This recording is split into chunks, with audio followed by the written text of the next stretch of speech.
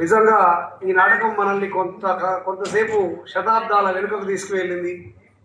నాటి పాదుషాల కాలంలో తెలుగు వైభవాన్ని మన కళ్ళ ముందు నిలిపింది. ఈనాటి అజరామరం నాటకంలో పాత్రధారులుగా ఇబ్రహీం కులీ కుతుబ్ షాగా మజారుల్లా అన్సారీ గారు వృత్తిరీత్యా సాఫ్ట్వేర్ ఇంజనీర్, కానీ దూరవేటి గారి శిష్యులు. అద్భుతమైనటువంటి పద్యం కూడా రాయగలరు, అంతే అద్భుతంగా పాడగలరు.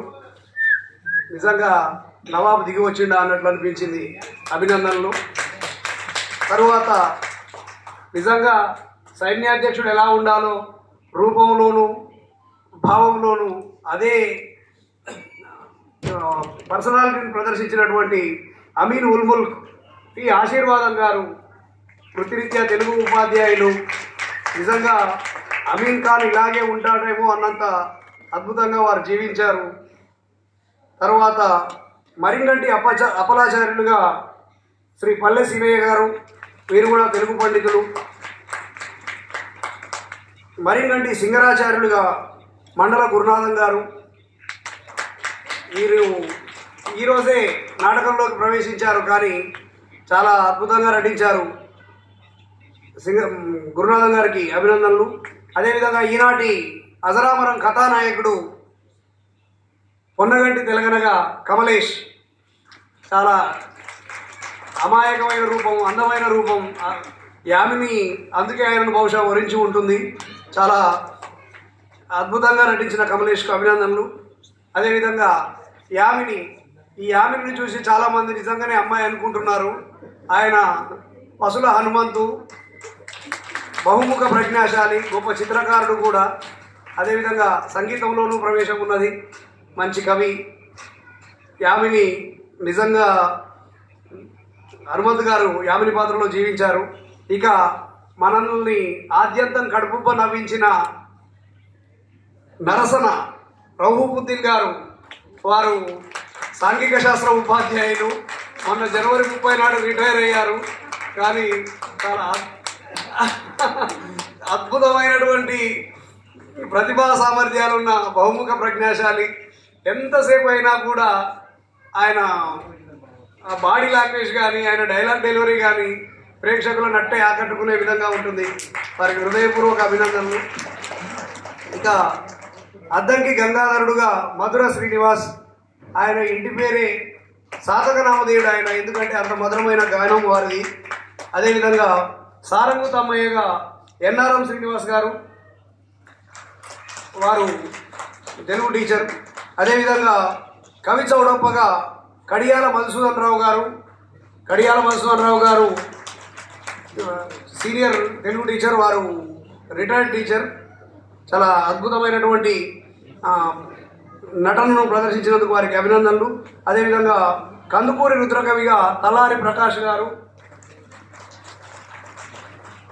ఇక ఈ నాటకాన్ని రచించి దర్శకత్వం వహించి అంటే సర్వం తానై నడిపిస్తున్న పెద్దలు దూరవేటి గారు.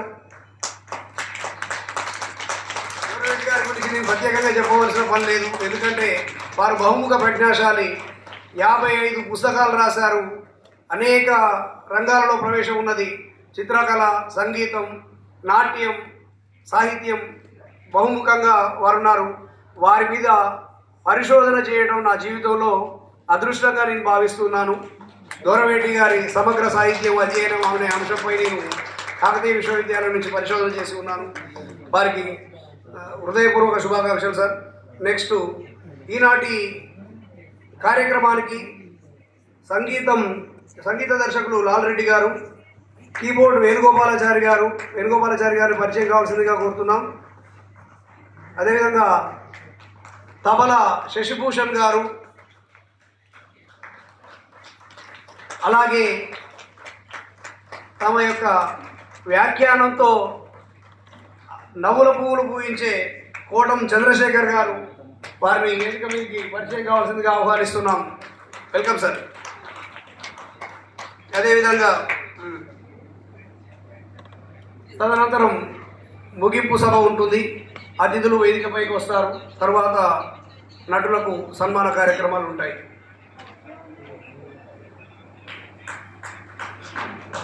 అజరామరం పద్య నాటకం ప్రదర్శించినారు. ఈ రోజుల్లో నాటకం ప్రదర్శించడం అంటే ఎక్కడ చూడట్లేదు. సారు వారు ప్రత్యేకంగా ఏర్పాటు చేసి నన్ను కూడా పిలిచి నన్ను కూడా ఆహ్వానించి నాకు ఈ గిఫ్ట్ ఇచ్చినందుకు సంతోషంగా ఉంది. అందులో పాత్రలు వేసినటువంటి నాటకంలో పాత్రలు ఉల్లాసంగా ఉత్సాహంగా మంచిగా మానసికంగా మంచి సంతృప్తిగా అయ్యేటట్టు మంచిగా ప్రదర్శించినారు.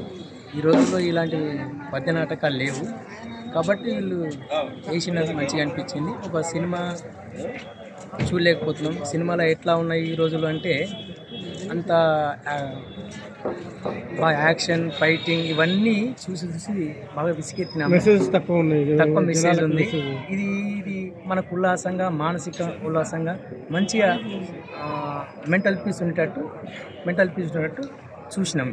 నేను టైం ఇవ్వకపోతే కానీ టైం దొరికినందుకు నాకు కూడా చూసినందుకు సరిపోయింది. ఆ టైం చూసి అద్భుతమైన నాటకం ఏర్పాటు చేసిన ఆర్గనైజర్ ఇంత ఆనందమైన నాటకం ఏర్పాటు ఆర్గనైజర్ మరి దూరబెట్టి చెన్నై సార్ గారికి ఎప్పుడు ప్రజలందరూ రుణపడి ఉంటారని నేను అనుకుంటున్నాను. ఎందుకంటే ఇంత మంచిగా ఆయన ఇంకా ఈ నూతన సమాజంలో ఇలాంటివి బయటికి తీసుకొస్తానంటే చాలా సంతోషం. ఇలాంటివి కూడా పబ్లిక్ కావాలి ఈ రోజుల్లో. అయితే పబ్లిక్ కూడా కొంత మానసికంగా మంచిగా ఉంటారు. మెంటల్ పీస్ ఉండాలి మనిషి. నాకు సూపర్ అనిపించింది. చాలా రోజుల తర్వాత చూసినాయి కాబట్టి నాకు సూపర్ అనిపించింది. అన్ని క్యారెక్టర్ బాగున్నాయి. అవార్డు తీసుకోవడం ఎలా అనిపిస్తుంది సార్? ఇంత గొప్ప వేదిక మీద నేను చిన్న వయసు నాది గొప్ప వేదిక మీద నాకు అవార్డు రావడం చాలా సంతోషం అనిపించింది. Thank you sir.